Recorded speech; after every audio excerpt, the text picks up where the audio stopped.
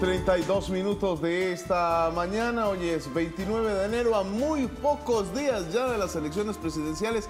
Le damos la más cordial bienvenida a un programa más de Café Sin Aro. Hoy los acompañamos Julieta Cambronero y José Mario Guzmán. ¿Qué tal, Julieta? ¿Qué tal, José Mario? Buenos días para usted y buenos días para los que nos observan ya desde sus casas o nos escuchan a través de Radio Nacional. Estamos en un nuevo programa de Café Sin Aro, una mañana bastante fría. Buenos días, Diana.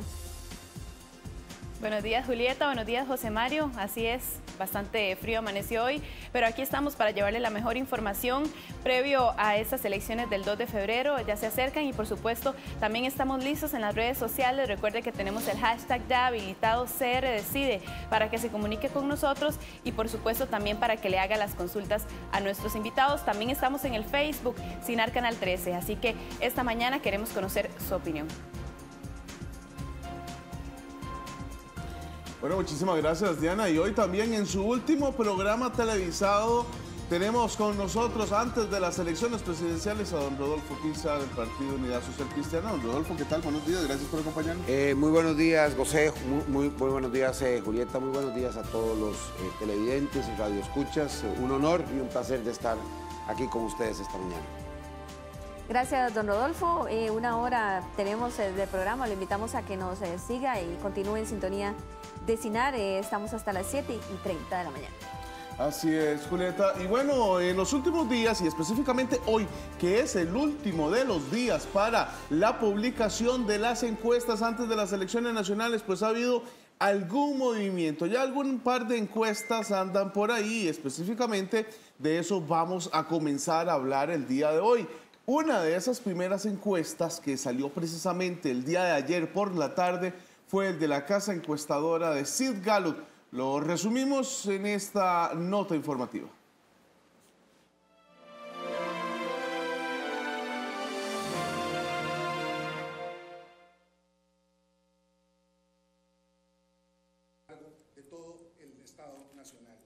La más reciente encuesta de Sid Gallup para Repretel ubica a 4 candidatos con altos porcentajes para disputar la presidencia de la República o llegar a una segunda ronda.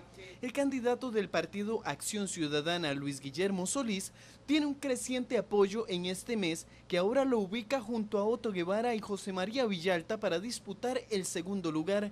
Johnny Araya aparece en primer lugar con un apoyo del 35.6%, pero según la encuesta, ninguno de los 13 candidatos alcanzan el 40% necesario para ganar en primera ronda. Estamos en un escenario de segunda ronda en donde podríamos decir que Liberación Nacional es el que la tiene un poquito más segura y que de los otros 3 actores todavía no sabemos quién se va a meter en esa segunda ronda. Ante la cercanía del evento, las encuestas requieren ser hechas día a día, porque es cuando hay más variación. La encuesta fue realizada casa por casa y también de manera telefónica a 956 personas, con un margen de error del 3.2%, y menciona que falta un 15% del electorado que dice estar indeciso. El politólogo Claudio Alpizar realizó un estudio a electores y realizó una encuesta que podría ser publicada este miércoles, último día para hacer estas publicaciones de acuerdo al reglamento del Tribunal Supremo de Elecciones. En esta encuesta, Alpizar nos adelantó que 4 candidatos obtuvieron porcentajes muy similares entre el 25 y el 17%. La encuesta refleja también una situación de mucha equidad en busca del segundo lugar, refleja un poquito a Liberación Nacional despegado, pero un poquito, no tanto como lo reflejan otras encuestas, y un pleito importante sobre ese segundo lugar, en donde si uno le aplica el margen de error, de repente puede encontrar usted a Guillermo Solís de primero, ¿verdad? Y puede encontrar a Villalta de tercero, o puede encontrar a Guevara de primero, porque el margen de error que dan las encuestas de ese 3% hace que haya mucha posibilidad de un empate, lo que se llama un empate técnico, ¿verdad? Contemplando ese margen de error. Unimer había realizado una encuesta que sería publicada por el periódico La Nación este miércoles, pero trascendió que la publicación fue suspendida por razones propias de la empresa. También hoy sale publicada una encuesta del semanario Universidad, pero más adelante detallaremos sobre la misma, además de esta de Sid Gallup. Don Rodolfo, sale esta medición de Sid Gallup, bueno, ¿qué criterio tiene sobre ella? crece o no el Partido Unidad Social Cristiana luego de estos debates, donde usted precisamente también salió bien calificado? Muchas gracias. Sí, yo estoy muy contento cuando observo el crecimiento significativo del movimiento Unidad Social Cristiana. Yo estoy convencido de que los votos dependen de los costarricenses, no de las encuestas. Estoy convencido además de que las propias encuestas reflejan una volatilidad muy grande de una semana a otra, de un día a otro, reflejan todavía un alto porcentaje de indecisos, en unas encuestas mucho más alto, casi al 50% si lo proyectamos, o 33% lo que lo preguntas, en otras aparece cerca del 20%. Pero dentro de los que están decididos existe mucha volatilidad. De manera que yo estoy convencido de que estas elecciones las vamos a ganar los que ganemos el voto y el corazón de los costarricenses. Los costarricenses este 2 de febrero irán a votar y no harán caso, o muy poco caso, a las encuestas, harán caso a su corazón. En la urna electoral estarán solos frente a su conciencia y para los que somos creyentes frente a Dios. Y estoy convencido que buscarán al mejor presidente, no al mejor candidato. Y entonces sí, Rodolfo Pisa tiene una alta posibilidad de participar en ese proceso. No hay nada seguro, pero estoy convencido de que con el apoyo de los costarricenses seguramente podré estar, aunque deje los pelos en el alambre, en esa segunda ronda. ¿Cómo lograr meterse por ahí, don Rodolfo, a 5 días? Con el cariño de los costarricenses, con los costarricenses meditando cuando ya no estén influenciados por esa campaña de encuestas, muchas de ellas interesadas, muchas de ellas publicadas de manera también interesada. Estoy seguro que en estos días los costarricenses valorarán una trayectoria, valorarán unas ideas, unos planteamientos, una apertura para el diálogo y la unidad del país, una vocación de servicio. Y en ese sentido yo creo que soy efectivamente la mejor opción. Respeto, por supuesto, a los demás contendores. A ellos llamaré, si me toca gobernar, con el favor de los costarricenses y, por supuesto, con el favor de Dios. Pero de cualquier manera, me parece que en el balance general, quien puede articular un gobierno que incluya a todos, que permita renovar este país y recuperar este país, es el Partido Unidad Social Cristiana. Pero usted cree específicamente en las encuestas. No, porque las encuestas me parecen un instrumento de medición, como tantos otros. Yo lo que siento claramente, muy claramente, es desde los últimos 15 días, pero especialmente desde la última semana, un crecimiento muy significativo del apoyo de la gente. Yo he dado visitas por todas las comunidades, en caravanas. Antes tal vez alguno que otro me saludaba, ahora mucha gente incluso sale de las casas a señalarme el dedo, indicándome que están de acuerdo con nuestra propuesta. Estoy convencido de que en estos días hemos avanzado muy significativamente y que la gente ya cuando esté pensando en su hogar, en sus lugares de trabajo, qué es lo que más le conviene a Costa Rica, no lo que más le conviene a un partido, no lo que más le conviene a una ideología, lo que más le conviene a Costa Rica, estoy seguro que valorará mi nombre y tomará en cuenta a Rodolfo Pisa y a los diputados de la Unidad Social Cristiana para estas elecciones. Don Rodolfo, ¿le hizo falta esa campaña adicional que en parte la tuvo el doctor Rodolfo Hernández? ¿Le hizo falta a usted como para aparecer en una mejor posición en encuestas, por ejemplo? Bueno, mire, es obvio que yo entré de último, muy tarde. ¿Usted fue prácticamente el último en entrar? Sí, fui el último, además entré sin plata. Entré, apenas tengo un mes y una semana de haber aparecido en algunos medios. Hasta estos días he podido tener con los bonos de la deuda un poco más de presencia en medios de comunicación, a través de la publicidad. Y aún así no me arrugo porque estoy convencido de que no por mucho madrugar amanece más temprano y que al final los costarricenses tomarán la decisión en estos días y especialmente el 2 de febrero. Bueno, precisamente también hay otro de los gráficos que tenemos por ahí. Tenemos un gráfico de otra de las encuestas, esta vez de la Universidad de Costa Rica, que publica precisamente el semanario Universidad del día de hoy. Vamos a ver si nuestros compañeros nos ayudan. Este primer gráfico, vamos a ver si lo interpretamos de la mejor manera. La línea superior, la línea azul que está en la parte de arriba, representa el rango en que se mueve el margen de error en cada porcentaje. La franja de color representa el rango de error. Pero, ¿verdad? La línea superior significa el número de personas sin candidato, que en un principio estaba en un 56% y ahora aparece en un 43.9%. Es decir, 43.9%, prácticamente el 44% de personas le dice a los encuestadores que no tiene candidato. No significa que no lo tenga, ¿verdad? Pero por lo menos le está diciendo que aún no se ha decidido a votar. Así es, José Mario. Este gráfico es específicamente sobre ese análisis que hace la encuesta y el semanario en torno a cómo se movieron el apoyo de los candidatos de la primera medición para el semanario Universidad, que es realizada por el Centro de Investigaciones y Estudios en Política, el CIEP, y también en esa línea verde que ustedes observan, la segunda, de arriba hacia abajo, es el movimiento que ha tenido Johnny Araya con respecto a la primera medición para el semanario Universidad. Empezó con un apoyo del 20,2% y ahora en esta última medición publicada hoy está con un apoyo del 17,4%.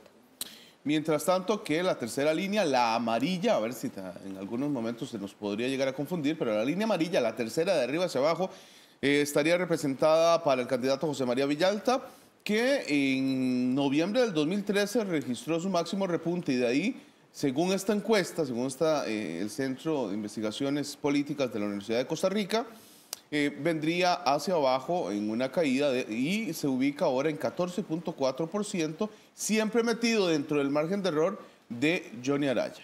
Luego aparece Luis Guillermo Solís, quien según esta encuesta mantiene un crecimiento desde noviembre hasta esta encuesta publicada el día de hoy con un apoyo, actualmente cierra con un apoyo del 11,6%. Y precisamente todos los candidatos, a excepción de Luis Guillermo Solís y precisamente don Rodolfo Pisa, vienen en caída, según este último de los datos. Los únicos que están subiendo son don Luis Guillermo Solís y don Rodolfo Pisa, que se mantiene un 3.4%, y Otto Guevara, que se ubica en un 7.3%. Ahí sí se ve una franca caída junto con la candidatura de José María Villalta y don Johnny Araya. Otto Guevara, según el gráfico, crece de octubre del año anterior a noviembre del año anterior. Específicamente empieza a bajar desde inicios de enero de este año y está ubicado en un 7,4% de apoyo. Repetimos, esta es una encuesta del Centro de Investigaciones de Estudios en Política para el semanario Universidad, que sale publicada el día de hoy. Ayer se dieron a conocer algunos datos. Esta es una encuesta realizada mediante llamadas telefónicas a 800 adultos, 800 personas, 900 y pico de personas en el país, principalmente en el mes de enero. La investigación tiene un margen de error del 3,46% y repartimos, y como ustedes también lo ven en pantalla, el porcentaje de indecisos es del 33,4%. Además de esto, Johnny Araya presenta un apoyo del 17,4% en la intención de voto. En la encuesta anterior, para el mismo semanario, tenía un apoyo del 20,4%. José María Villalta actualmente tiene un apoyo del 14,4% y en el estudio pasado tenía un 15,3%. Luis Guillermo Solís, vean ustedes que ha subido considerablemente al pasar de un 4% a un 11.6%. Otto Guevara se estancó, viene en caída a un 7.3%. También los que no votarían representan un 7% y don Rodolfo Pisa en un 3.4%. Don Rodolfo, bueno, también es otra de las encuestas, esta vez de la Universidad de Costa Rica. Importante, interesante es en el primero de los gráficos que usted se mantiene estable con un crecimiento importante. Siguen siendo buenas noticias, entonces. Bueno, además hay una noticia fundamental, que es el título fundamental que uno leería de esa encuesta, es que la indecisión crece a pocos días de las elecciones, que la grandísima mayoría, si usted ve la curva presentada en esa encuesta, aún asumiendo los errores de esa encuesta, la grandísima mayoría de los encuestados dice que no tiene candidato. De manera que son muy por encima, más del doble los que no tienen candidato que el candidato que tiene supuestamente más apoyo. Yo estoy convencido, repito, como lo he dicho desde hace varios meses, pero lo reitero ahora, que esta decisión se decide estos días y especialmente el 2 de febrero próximo. No se repartan nada, todavía Costa Rica tiene que tomar la decisión. Nosotros tenemos que guardar mucho respeto a la decisión de los costarricenses, no tratar de manipularla, no tratar de empujarla, no tratar de distorsionarla, porque al final los costarricenses saben que su voto útil es un voto del corazón. El voto más útil en esta primera ronda es obviamente escoger al que ustedes consideran mejor, al que la ama de casa considera que es el mejor, al que el adulto mayor conoce mejor y considera el joven en el que cree que puede tener más esperanzas en un gobierno. Ese es el voto útil. En la segunda ronda solo habrá dos opciones y entonces ahí tendrán que escogerse de acuerdo con otros parámetros. Pero en esta primera ronda estamos 13 candidatos. Yo estoy defendiendo y levantando la bandera roja y azul, una bandera que además quiero que recoja las banderas de todos los costarricenses, de otros partidos también, porque me parece que a partir del 8 de mayo tendremos que hacer un gobierno que incorpore distintas fuerzas políticas y sobre todo incorpore distintas formas de ver la vida que tienen los distintos costarricenses. Gracias, don Rodolfo. 6:48 seguimos analizando informaciones que han circulado durante estos días, especialmente ayer con la encuesta de Sid Gallup y hoy con la encuesta del semanario Universidad, pero también ayer pues hubo un movimiento y cuestionamientos en torno a las encuestas y también los medios de comunicación debido a la decisión de la Nación de pues no revelar datos de la encuesta para la empresa Unimer. Así es, una decisión que generó polémica, que generó una cantidad importante de reacciones en las redes sociales y por supuesto también varias teorías de la conspiración que salieron en las últimas horas. Pero bueno, ¿qué fue precisamente una de las encuestas que había sido pues pagada por esta empresa y que según la misma empresa en sus diferentes comunicados y en sus diferentes expresiones en los otros medios de comunicación aseguraron que ellos sí habían terminado la encuesta, pero que fue decisión de la Nación de no publicarla a pesar de tener los datos? Y bueno, eso generó una importante reacción en las redes. Veamos qué sucedió ayer. La encuesta de Unimer para la Nación se publicaría este miércoles 29 de enero. Este martes se conoció que el medio había decidido no darla a conocer. En un comunicado del diario en su sitio en Facebook se indicó: la Nación consideró inconveniente publicar los resultados a pocos días de las elecciones, por lo cual se decidió suspender su realización y los resultados nunca llegaron a nuestras manos. La empresa Unimer, por su parte, informó en un comunicado de prensa: Unimer abogó a favor de publicar la encuesta y con esa esperanza manifestó su intención de conducirla, pero la decisión de este periódico ya era firme. El especialista en dichas mediciones, Cristóbal Montoya, cree que la encuesta debió publicarse. Pero me parece que si se hace la inversión, si se hace una encuesta, sí debería presentarse. Aunque salgan muchas opiniones, aunque alguna gente diga que está a favor o está en contra, es mejor presentarlo para que haya transparencia. A criterio de Montoya, una encuesta puede ingerir en la intención de voto del electorado. Es el peligro que corre cuando se presenta una encuesta. Hay mucha gente que vota por el que va adelante. Y entonces, si se presenta la encuesta, la gente puede definir: voy a ir para ganar, voy a ganar y me voto por el que va adelante.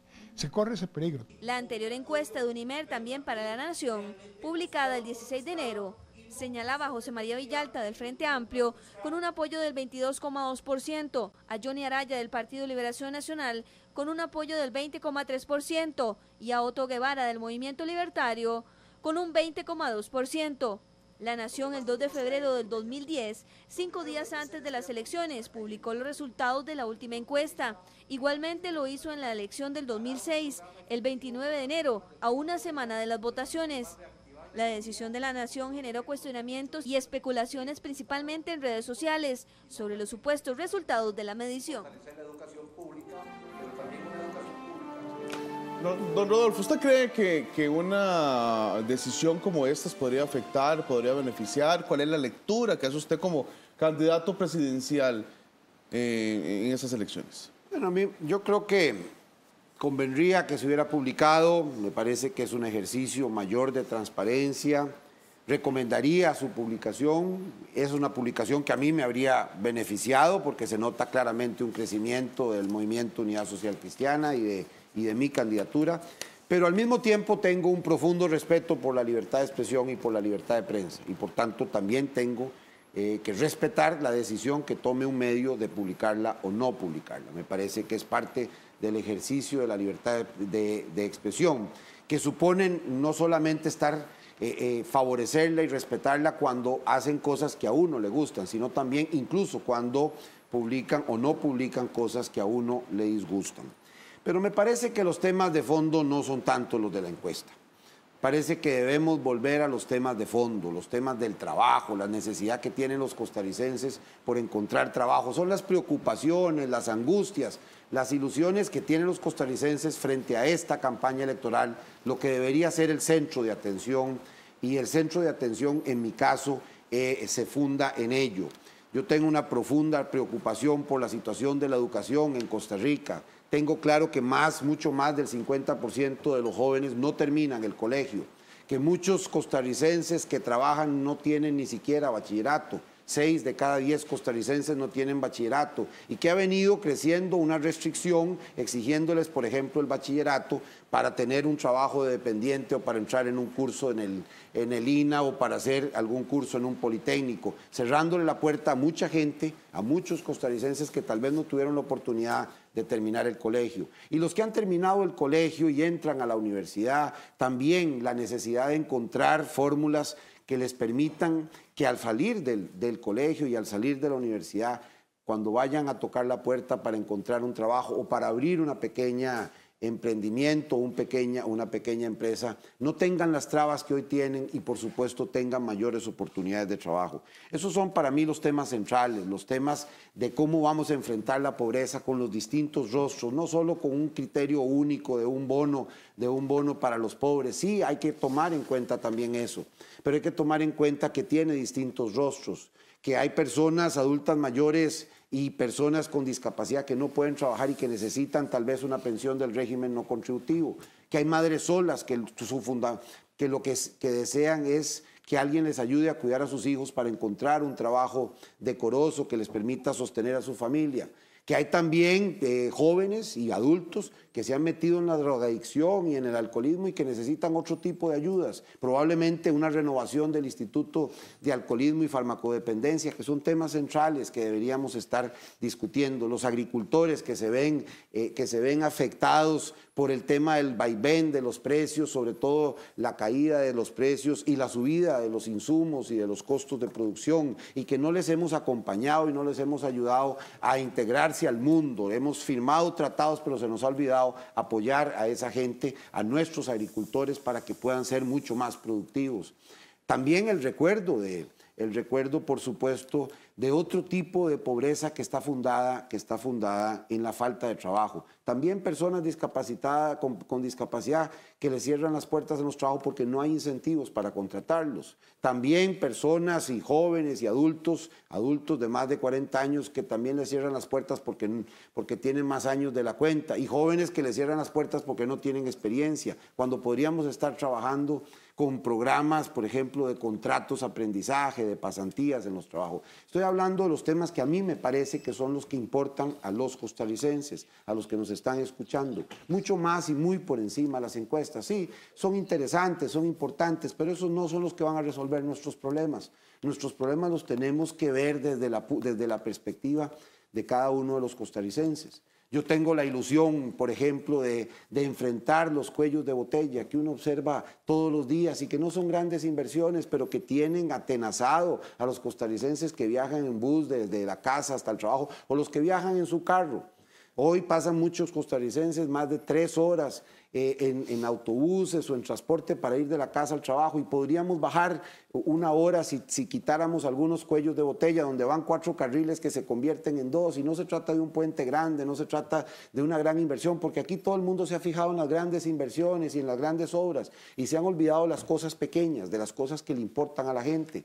Gente que no tiene servicio de alcantarillado, hay mucha gente que vive en condiciones de pobreza, que ni siquiera le dan servicio de alcantarillado de agua porque les están exigiendo que traiga el título de propiedad, que traiga el título, que a ver si tiene el derecho, los derechos indivisos, que presente otra certificación, y la pobre gente tal vez tiene 15 años de vivir en esa casa y tal vez no tiene el título, pero tendría derecho, pleno derecho a tener una paja de agua, incluso a pagar por el agua y el alcantarillado. Créame que esos son los temas que a mí más me preocupan, porque son los temas que yo he visto todos los días cuando he visitado las comunidades, en un acto que para mí es esencial de la vida política. Tal vez el acto más fundamental del quehacer político es cuando uno va a tocar las puertas de la casa de la gente, va a hablar a las ferias del agricultor o va caminando en la calle, es escuchar a la gente, porque gobernar es escuchar. Es verdad que las encuestas son importantes y yo estoy convencido de que sí, los datos de indecisión y la crecida mía en las encuestas van a permitirme llegar con muy buen margen de posibilidades de ganar estas elecciones. Pero por encima de eso, sí estoy convencido de que hay muchos temas que importan muchísimo más a los costarricenses.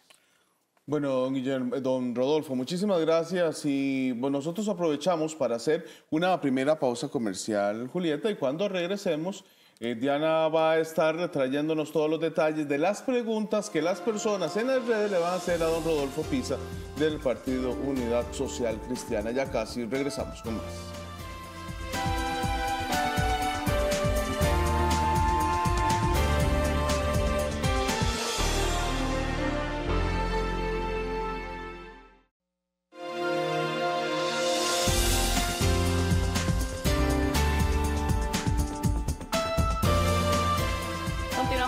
Aquí en Café Cinar, el día de hoy tenemos como invitado al candidato del Partido Unidad Social Cristiana, Rodolfo Pisa, quien está con nosotros para responder todas sus consultas a través de las redes sociales. Pero don Rodolfo, antes de iniciar con las consultas de todas las personas, nosotros nos dimos a la tarea de hacer un análisis de su cuenta de Twitter, @PisaRodolfo, con una herramienta que hace un análisis de todo el movimiento que se genera allí. Este análisis se dio desde el 20 de enero hasta el 27 de enero del 2014, don Rodolfo. Y bueno, parte de los resultados que ha generado este análisis, hasta el día de hoy usted tiene 3.415 seguidores, con una audiencia promedio de 554 seguidores. Los tweets que usted ha generado son aproximadamente 2.512 tweets y una audiencia promedio de esos tweets es de 3.367 seguidores. En promedio, su audiencia tuitea un total de 0.5 veces al día y en promedio el público tiene 1.1 tantos de seguidores como a los usuarios que se están siguiendo, don Rodolfo. Y también se pudo hacer el otro análisis también de los seguidores y el promedio de su público, que es seguido por 554 personas y siguen a 490 personas. El 58% de su público tiene entre 0 y 100 seguidores y su público está incluido en las listas de otros usuarios de Twitter un promedio de 5 veces. El 1% ha sido incluido un promedio de 156 veces. Ese fue el resultado del análisis que generó esta herramienta que se llama Simply Measured.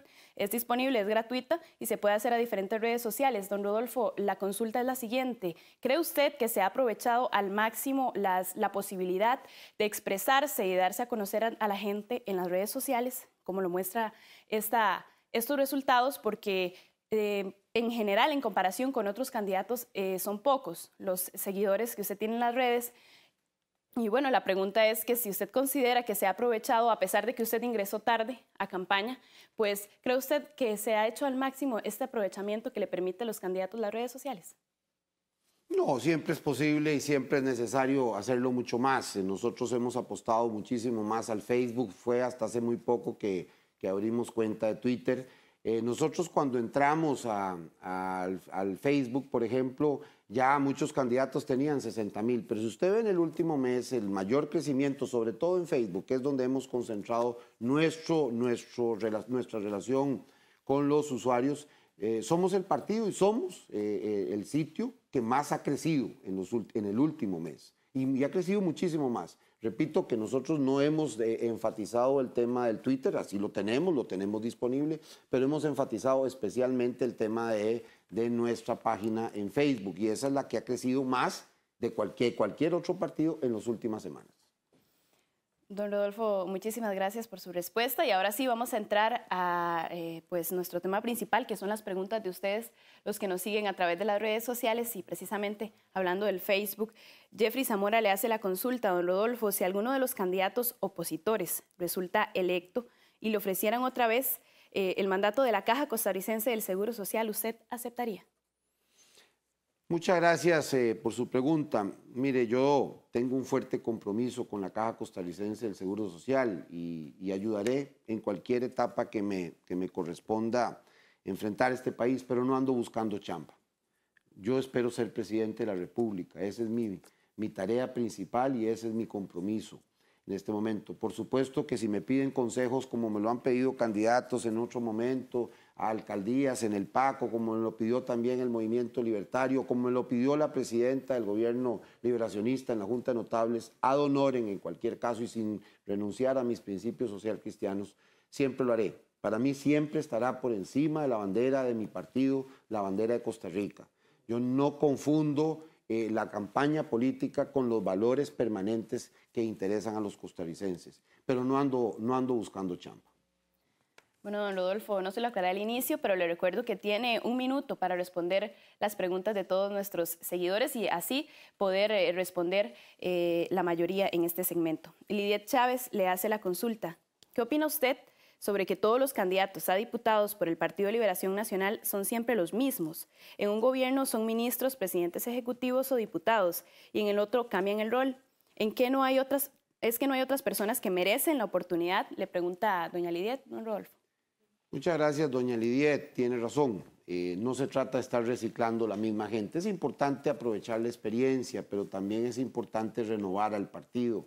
En el caso de la Unidad Social Cristiana no hay propuestas de repetición. Me parece que es importante, repito, que se incorporen figuras nuevas, fundamentalmente que se traigan los nuevos bríos. A mí me ha tocado un proceso importante de renovación del Partido Unidad Social Cristiana, de enfrentar una crisis. Y si he sido capaz de enfrentar un partido en crisis, tengo aún más la capacidad de enfrentar un gobierno y sacarlo de la crisis.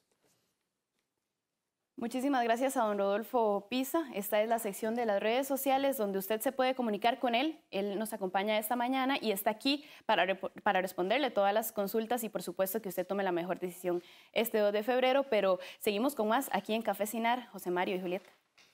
Gracias, Diana. Así es, nos queda 25 minutos de programa. Aún tenemos tiempo para que usted pueda participar en las redes sociales. Yo quisiera preguntarle, don Rodolfo, aprovechando esta parte, ¿cuál es la propuesta específica del Partido Unidad Social Cristiana para la creación de empleo?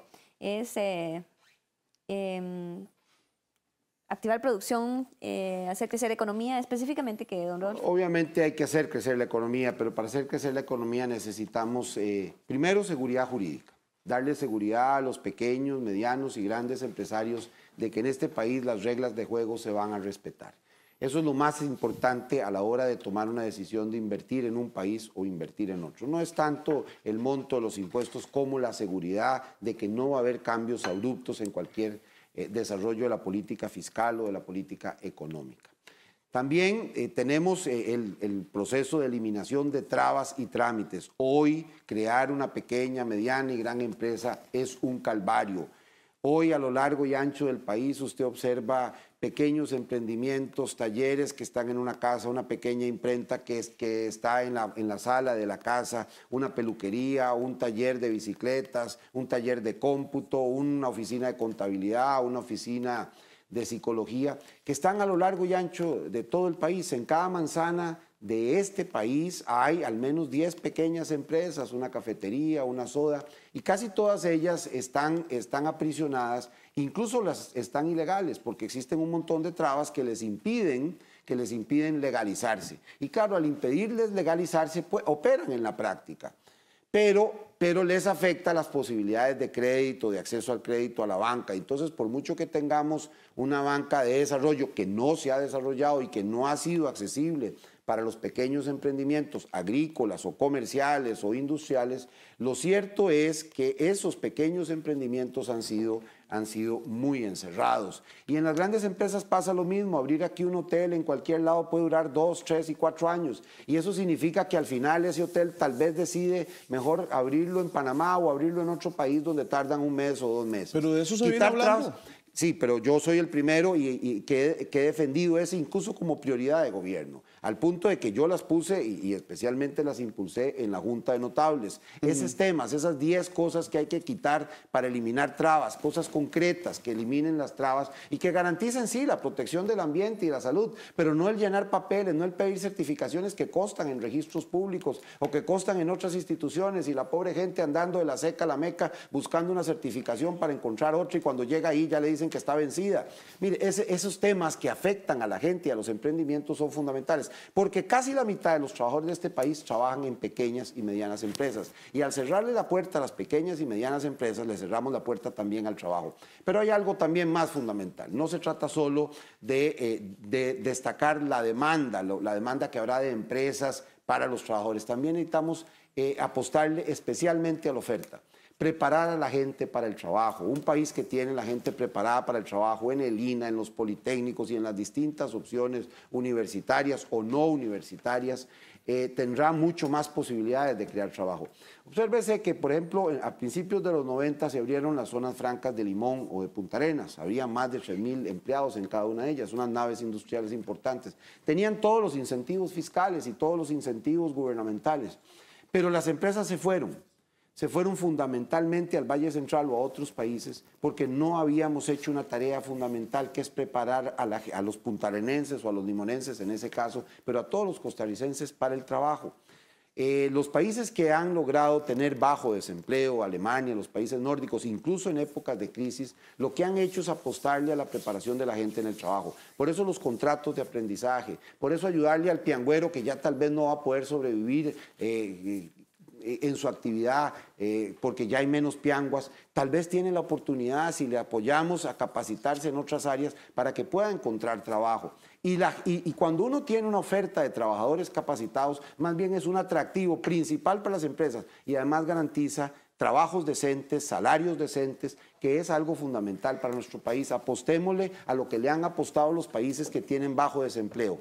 Flexibilidad en el trabajo, sí, pero fundamentalmente capacitación para el trabajo, ligar más la universidad al trabajo, ligar más el colegio al trabajo, al mundo del trabajo. Eso lo han hecho los países nórdicos y lo ha hecho Alemania y por eso han tenido tanto éxito. Cuando usted está desempleado, por ejemplo en Alemania, para recibir el subsidio de desempleo, a usted lo obligan a estar llevando un curso de capacitación, porque los adultos aprendemos haciendo, no aprendemos solo en una pizarra. Aprendemos trabajando a la par de alguien que sabe de mecánica y arregla tractores o arregla vehículos. Aprendemos, aprendemos haciendo, por ejemplo, mantenimiento. Si nosotros nos esforzamos fundamentalmente en quitar trabas, dar seguridad jurídica para las empresas, grandes, pequeñas y medianas, y en capacitar a nuestra gente para el trabajo, seguramente vamos a poder tener muchísimo más empleo y mucho más trabajo. Don Rodolfo, en la eliminación de trámites coincide con el movimiento libertario, por ejemplo, en crear 500.000 empleos. ¿Eso es real? A mí me parece que los montos no son significativos. Cada año nacen en este país cerca de 70.000 costarricenses.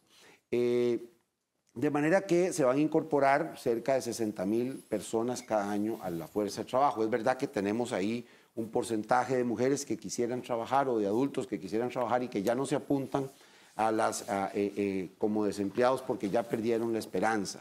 Entonces sí, hay una necesidad de crear muchísimo trabajo. Lo que nosotros necesitamos es que baje el desempleo. Quiero decirles algo. En el último gobierno social cristiano, hace 8 años, Costa Rica era un país que no tenía déficit fiscal, que tenía muchísimo menos desempleo del que tiene hoy, 8 años después de Gobierno de Liberación Nacional, que tenía mucho más equidad y mucho menos pobreza. De manera que en estos años algo ha pasado, que no se han hecho las cosas bien. Y eso es lo que nosotros tenemos que enfrentar. Yo no le digo y no le voy a prometer que vamos a resolver todos los problemas a los costarricenses. Lo que sí le digo es que es posible mejorar el déficit fiscal, mejorar los índices, bajar los índices de pobreza, bajar significativamente el desempleo y volver a recuperar la esperanza de este país. Y también avanzar en equidad y en igualdad. Los costarricenses queremos una sociedad en que todos progresemos, por supuesto los que tienen más también, pero que progresen un poquito más los que menos tienen, que son los que vienen abajo. Los que hemos tenido el privilegio o las condiciones para estudiar, para graduarnos, para poder trabajar y vivir en mejores condiciones, quisiéramos que los demás también tuvieran esos mismos derechos. No es un derecho exclusivo de los que hemos tenido oportunidades. También queremos que los demás tengan esas oportunidades. Me parece que los datos de ofertas sobre el número de empleados no son lo fundamental. Lo fundamental es, eso sí, comprometerse con los costarricenses que vamos a bajar el desempleo, porque tenemos el nivel de desempleo más alto de los últimos 30 años y la mayor cantidad de gente desempleada de nuestra historia. Repasemos un momento la forma en que usted bajará el empleo, exactamente cómo. Bueno, acabo de decírselo claramente, se lo acabo de decir con 3 ideas. Repasémoslo otra vez. Seguridad jurídica para las inversiones, eliminación de trabas y trámites para que los pequeños, medianos y grandes emprendimientos puedan instalarse en este país. Seguridad para garantizarles que no van a cambiar las reglas de juego y que vale la pena invertir en Costa Rica porque vamos a respetar cada una de esas reglas de juego. Y sobre todo, preparar a la gente para el trabajo, preparar a nuestros costarricenses, a los jóvenes, a los adultos para el trabajo, ligar más la educación con el trabajo. Sí, educar mucho más, por supuesto que educar mucho más, pero no solo la educación académica, también la educación técnica, también la educación que se hace en el trabajo. Por ejemplo, contratos de aprendizaje para los jóvenes o para los adultos que están cambiando de tarea. Eso no existe en nuestra legislación ni en el Código de Trabajo. Eso existe, por cierto, en Europa y existe en muchos países. Son cosas que nosotros debemos incorporar porque han rendido frutos en favor de los costarricenses. Don Rodolfo, ¿cómo se le da capacitación a personas que están en pobreza extrema? 300.000 personas que están en pobreza extrema, que no tienen nada de comer. Mire, yo acabo de señalar con toda claridad que por supuesto que hay que dar también bonos. Yo creo que hay que entender que hay distintos grupos. Yo no sé si tal vez pudieron escuchar los distintos grupos, los distintos rostros de la pobreza. Lo que pasa es que hay algunos rostros de esa pobreza extrema que tienen que ver con la drogadicción y el alcoholismo. Y créame que no basta entonces, que no va a bastar un bono. Está muy bien lo del bono, pero no va a bastar.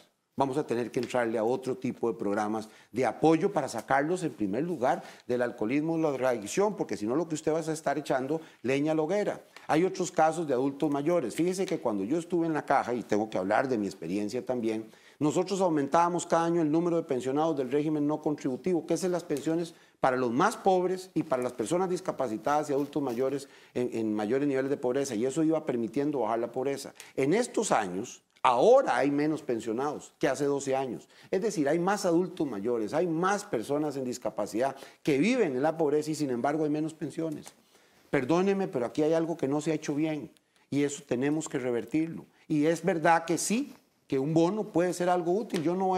Por eso yo no he criticado la propuesta de otro partido de plantear el tema del bono. Lo que yo he ¿Está señalado, de acuerdo usted con Johnny Araya, entonces? Yo estoy de acuerdo que el bono es necesario, el bono alimentario también es necesario, junto con las pensiones. por mes. Mire, yo no quiero enfatizar en el fondo, pero lo que sí he dicho es que es una visión muy pequeña de todo el panorama de la pobreza. La pobreza es mucho más compleja. El tema en los agricultores que viven en la pobreza y que muchas veces no salen en la televisión, no salen porque no se ven las manchas de tugurios, pero que viven en casas con profunda pobreza. En esos casos el bono no es la solución más importante. En otros casos es la pensión del régimen no contributivo. Yo tengo el convencimiento de que podemos y debemos bajar la pobreza, atendiendo los distintos rostros de la pobreza, atendiéndolos de acuerdo con sus necesidades. Yo no tengo el monopolio de las soluciones, yo me fundo en el conjunto de soluciones que han resultado ser mejores para atender a los distintos grupos. A las madres solas en este momento lo que más les interesa no es un bono, perdónenme. Lo que más les interesa es quién les cuida a sus hijos y quién les ayuda en la salud y en la educación para que ellas puedan trabajar y sacar adelante a su familia. Entonces a cada uno de acuerdo con su necesidad, y de a cada grupo de acuerdo con sus aspiraciones. Muy bien, muchas gracias, don Rodolfo. Vamos a hacer una pausa comercial cuando solo faltan 13 minutos más de programa, pero estamos seguros que le vamos a sacar mucho provecho. Ya regresamos con más.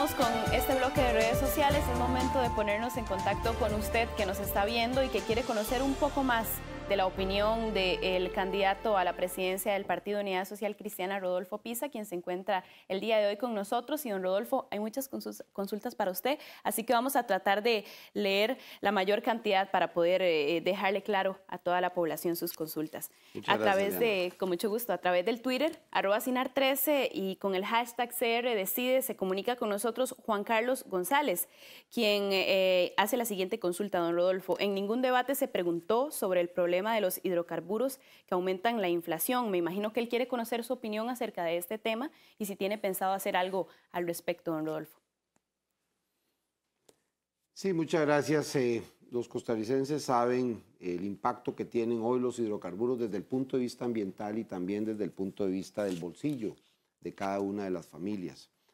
Es verdad que tenemos unos impuestos a los hidrocarburos que en teoría estaban dispuestos para el mantenimiento y el desarrollo de las calles. Lamentablemente en los últimos años buena parte de esos impuestos no se han destinado al mantenimiento de las carreteras y de la creación de nuevas obras de infraestructura que permitirían aliviar precisamente el costo del combustible a través de bajar el tiempo que se dedica a un automóvil. Ahí tenemos también el problema de la contaminación ambiental, que también depende de esas trabas y de esos trámites que existen a lo largo y esos cuellos de botella que existen a lo largo y ancho de nuestras carreteras. Tenemos también el problema del costo del combustible para los costarricenses.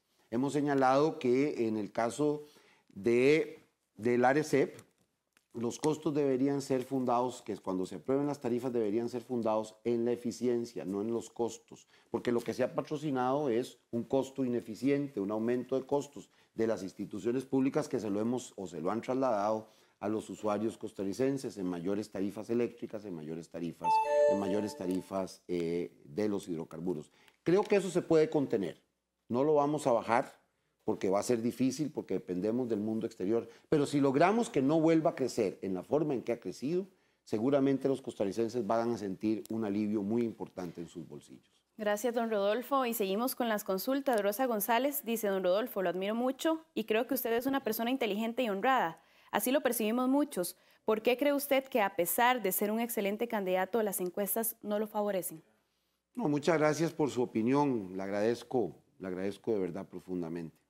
Me parece que, como he dicho, el tema fundamental no son las encuestas, es lo que piensen personas como usted, que está en su casa o está en su trabajo y observa lo que hemos hecho, la trayectoria, porque aquí no se basta solo presentar un programa de gobierno muy bonito, también importa la trayectoria, qué hemos hecho a lo largo de nuestra vida, si hemos logrado demostrar que podemos hacer las cosas bien, que podemos lograr equilibrios, que podemos lograr mejoras sustantivas de los servicios que nos toca dirigir. Aquí lo fundamental es valorar la hoja de vida, por encima de los papeles, porque no gobiernan los papeles, gobiernan los seres humanos de carne y hueso, como usted o como yo.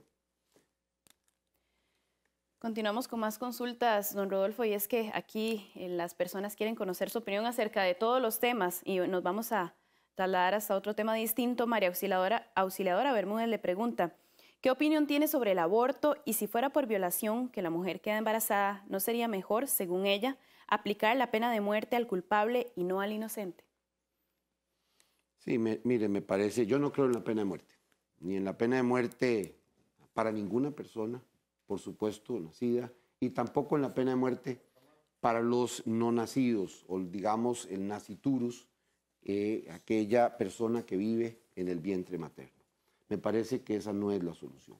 La solución es mucho más integral. Por supuesto que debemos combatir a aquellos que abusan de la mujer y abusan de la violación, pero también tenemos que tomar en cuenta que hay una criatura ahí que también tiene derechos y que también el derecho internacional reconoce sus derechos, especialmente porque nosotros tenemos claro que la vida empieza desde la concepción. Nosotros no podemos prescindir de ese concepto básico. Por supuesto que cuando está en peligro la vida o la salud, seriamente la salud de la madre, ahí tenemos que escoger entre dos valores. Los abogados decimos, ahí hay dos bienes jurídicos protegidos y el derecho tiene que escoger y hacer un balance.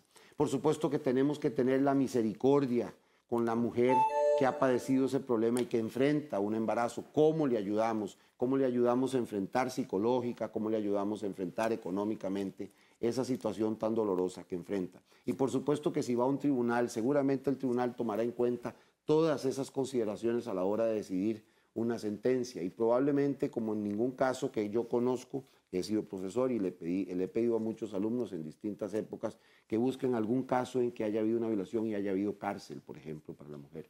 Por supuesto que hay un proceso, pero los países que habilitaron el aborto por violación, perdone que quiero terminar un tema fundamental.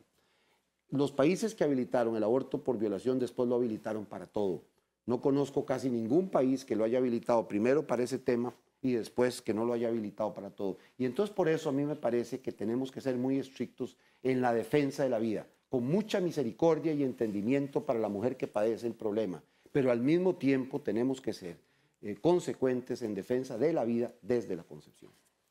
Gracias, don Rodolfo Pisa, candidato del partido Unidad Social Cristiana, quien nos acompaña esta mañana, y gracias a usted por comunicarse con nosotros y pues tener la oportunidad de hacerle las consultas a los candidatos a la vicepresidencia, faltando solo 4 días para esas tan importantes elecciones acá en Costa Rica. José Mario y Julieta. Gracias, Diana. Así es, ya casi finalizando el programa, don Rodolfo, y yo quisiera hacerle una consulta y quiero que sea lo más concreto posible para aprovechar estos 5 minutos.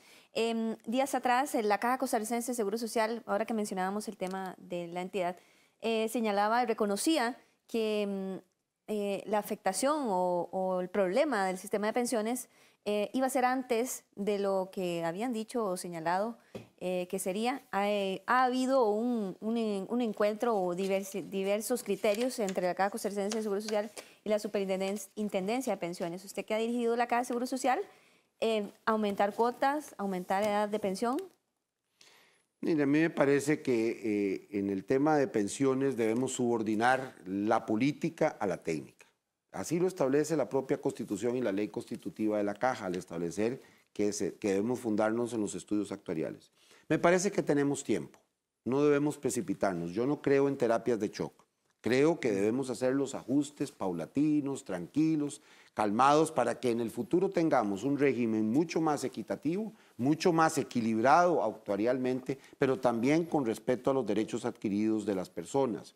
Yo, al finalizar la Caja, y así lo impulsé, a mí me tocó impulsar el segundo pilar, por ejemplo, las pensiones complementarias y la Ley de Protección al Trabajador en el gobierno de Miguel Ángel Rodríguez. Fui un actor principal de ese proceso, de las negociaciones con los sindicatos y las cámaras para avanzar en esa ley que me parece fundamental y que venía a completar el sistema de pensiones con una pensión de capitalización individual. Pero para la capitalización universal creo que podemos hacer ajustes tranquilos. Puede ser que podamos revisar, sin aumentar las cuotas obrero-patronales, que podamos revisar la asignación que hoy le damos a las cuotas, podemos revisar el aporte que puede dar el impuesto de ventas para poder complementar los fondos de pensiones. En todos los países el tema de la seguridad social y el tema de las pensiones ha sido un tema de consenso nacional. Nosotros tenemos que hablar con los representantes de los trabajadores, solidaristas, cooperativistas, sindicatos, tenemos que hablar también con los patronos, tenemos que hablar con los distintos partidos para recuperar el régimen y mantener la sostenibilidad del régimen de invalidez, vejez y muerte, que es en este caso el que estamos hablando. ¿Usted cree que se pueda quebrar, de verdad? Mire, si no tenemos los ajustes, por supuesto que sí, las instituciones siempre hay que estarlas renovando, ajustando, porque si no se quiebran, pero si hacemos los ajustes con calma, con tranquilidad, gradualmente, no vamos a tener quiebra del sistema y dentro de 20 años, 30 años, podemos tener pensión los que cotizamos o que hemos cotizado al régimen de invalidez, vejez y muerte. Yo en este momento, lamentablemente, no puedo porque estoy dedicado a ser candidato y no tengo ingresos en este momento cotizables, pero esa es mi idea, seguir después garantizándome un régimen de pensión hacia el futuro. Y por tanto tengo interés, no solo general, sino también particular, de que ese régimen funcione. Yo presenté un libro blanco al salir de la Caja con unas propuestas, y está publicado, específicas de cuáles serían esas reformas para hacerlo ajustable. Y más bien los datos que yo tenía de esa época, los estudios actuariales de esa época, estoy hablando hace más de 12 años, coinciden más con los datos que hoy tenemos que hoy tenemos a la vista. Pero no nos precipitemos, no brinquemos cuando el suelo está parejo, tenemos tiempo, tenemos tranquilidad, no asustemos a los costarricenses con reformas que no son y ni deben ser radicales y que se pueden hacer con pequeños ajustes, con toda seguridad. Vamos a tener un régimen sostenible mucho más allá del 2030 y por supuesto mucho más allá del 2040. Don Rodolfo, tenemos que irnos nada más para finalizar muy concretamente. Rodolfo Pisa gana las elecciones, va a segunda ronda. ¿Por qué? Rápidamente. Porque sé lo que se puede y se debe hacer desde el gobierno en la Costa Rica de hoy.